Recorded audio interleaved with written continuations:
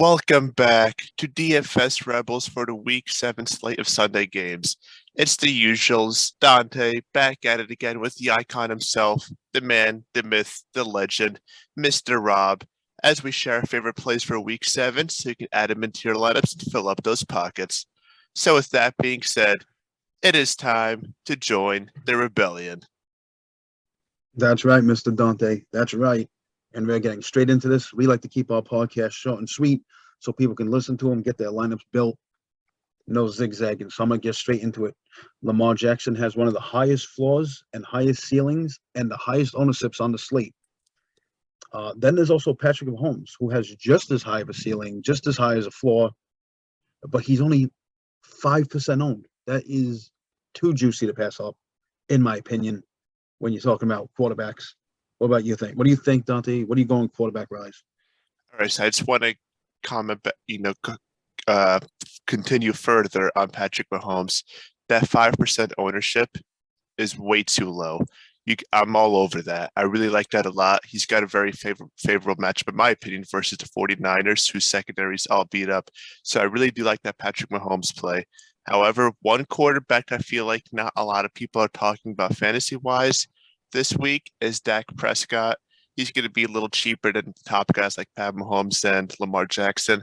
He's back. He's healthy. He's playing the worst defense in the league, the Lions. And then I'd like to be stacking him up with either CeeDee Lamb or Michael Gallup. And even you could even throw in Ezekiel Elliott, who's been running really well, best we've seen in quite a while. And one more quarterback that I'm going to be rolling with this week is Justin Herbert. So I know he was a little slower last week versus the Broncos, but the Broncos are one of the top defenses in the league, especially against the pass. This week, he's got a much more favorable matchup versus a weaker Seahawks secondary. And in terms of stacks, I'd stack him up with either Mike Williams, who I expect to have a bounce back game from Monday. And I also obviously like Austin Eckler, who's been number one running back in fantasy points per game thus far. So what do you think of those two picks, Rob? Hey, I like that, Dante. I like that. I'm not a fan of Prescott this week at all, but I see where you're coming from. I don't hate it. I would be looking a little more towards I want to go Davis Mills. Yep, and pairing him up with Brandon Cooks, they have a great matchup against the Raiders that allow the third most points from opposing quarterbacks. Cooks earns 9.5 targets per game with Mills, which is 31% higher than his career average. He ranks 13th at beating man coverage, and Las Vegas's secondary is ranked 25th. That's just too juicy to pass up. Davis Mills, Brandon Cooks is a very low-owned and cheap option to go in this week. What do you think about that one? So I just want to say one thing about that. I like it. I like how cheap it is. To me, that's obviously very go big or go home play. Like it's either gonna be horrible tomorrow, like you're probably not gonna get anything. But if it does well, especially since how low owned it is, you can look like a genius, and then that could be the difference maker, and you either winning $10 or $100. So I really do like the plays. Obviously got higher risk, but I think it has really high reward as well. Yep. Another pair I'm looking at Aaron Rodgers, who's mad at losing 2 straight games as a favorite. He's facing a banged up and overall struggling Washington secondary. Lazard and Dubs are in great spots and they're cheap. Lazard is less owned than Dubs, and he's already hooked up with Rodgers for 4 touchdowns already this season.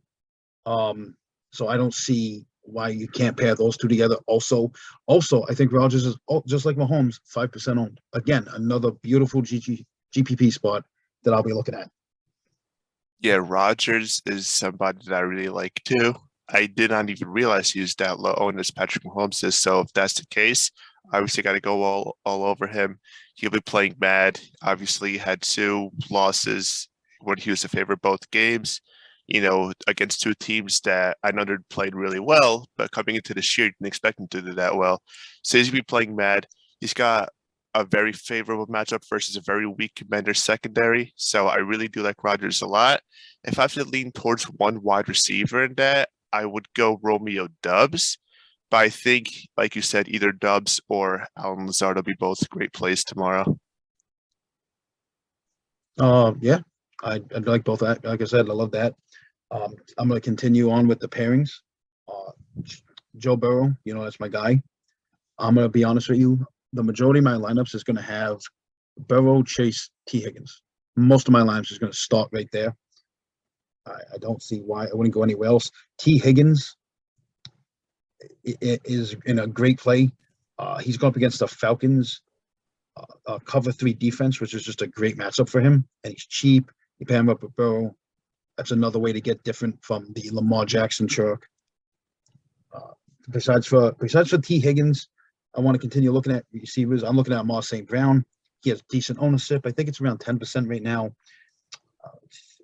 In a game where the Lions are going to be playing catch up, not to mention it's just a cupcake matchup against Jordan Lewis on the inside. What do you think about those two guys? I really like that Amon-Ra St. Brown play a lot. Now, in terms of T. Higgins, I do like him a lot as well. Obviously, I think almost all of Burrow's main pass catchers will have really good games tomorrow. So I do like T. Higgins. Obviously, a little bit disappointing last week, but I think he'll definitely bounce back, especially since AJ Terrell should be mostly focused on Jamar Chase. But one of Burrow's pass catches that I really do like tomorrow actually is Hayden Hurst, tight end, because he's very cheap, only 3,500. The Falcons defense, they're ranked 29th versus tight ends. And it might be, it's a revenge game for him. So that might add in a little extra motivation for Hayden Hurst. So if you want to throw Hayden Hurst in there with your Joe Burrow lineups, T. Higgins, Jamar Chase, I really think that's a good idea as well. I want to shift it over to the running backs real quick. I had a lot of people hit me up and ask me about McCaffrey tomorrow.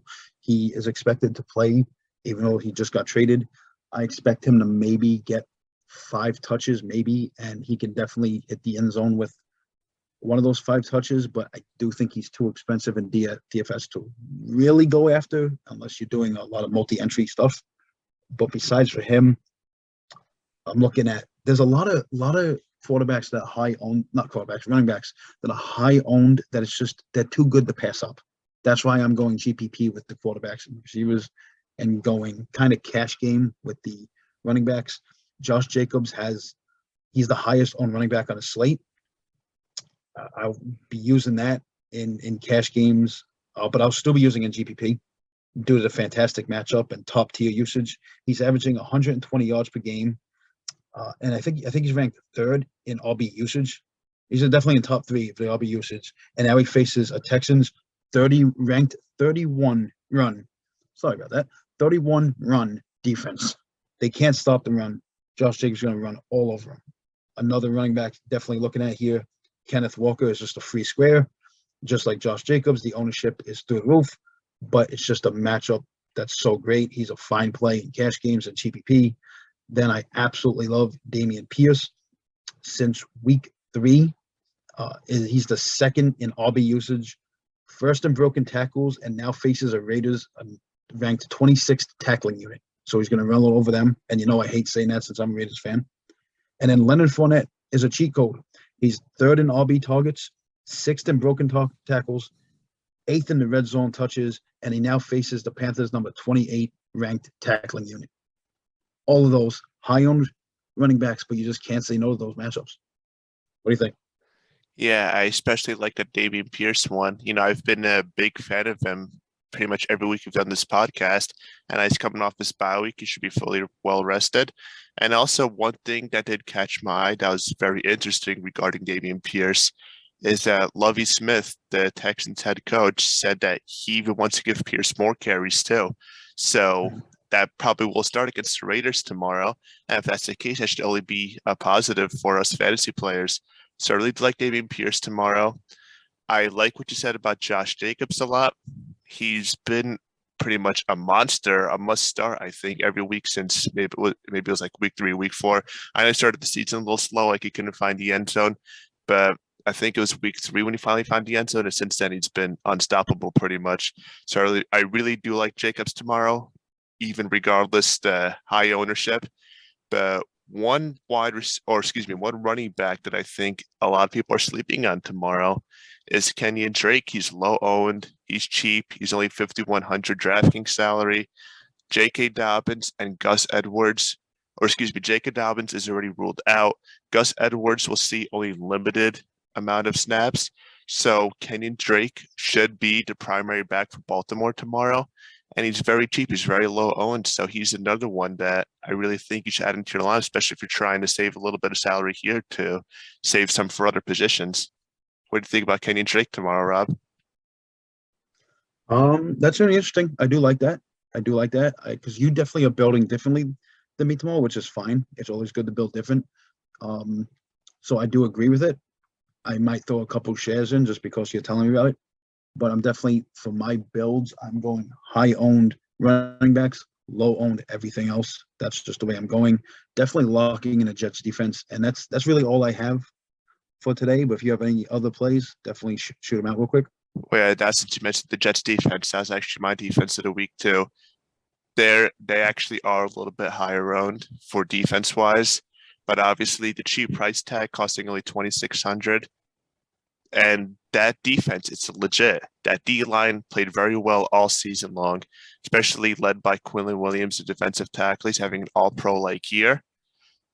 I believe that's a really good unit they have over there. And they're playing the Broncos tomorrow, who's struggled in offense all year with Russell Wilson. And Russell Wilson's not even playing tomorrow. He's been ruled out. They have Brett Rypien starting for them tomorrow. So I expect a very good game for that Jets defense. A very low scoring game because the Broncos defense is really good as well. So I expect a low scoring game, a defensive slugfest. But I think it'll be one where the Jets defense will come out on top. And just a couple of other wide receivers I'd like to mention in real quick that I didn't get a chance to yet is a couple of lower owned guys, cheaper guys. One of them is Wan'Dale Robinson from my beloved New York Giants. He's back and healthy, and I believe you'll see a very large role tomorrow in that Giants offense since they're very banged up in the wide receiver position.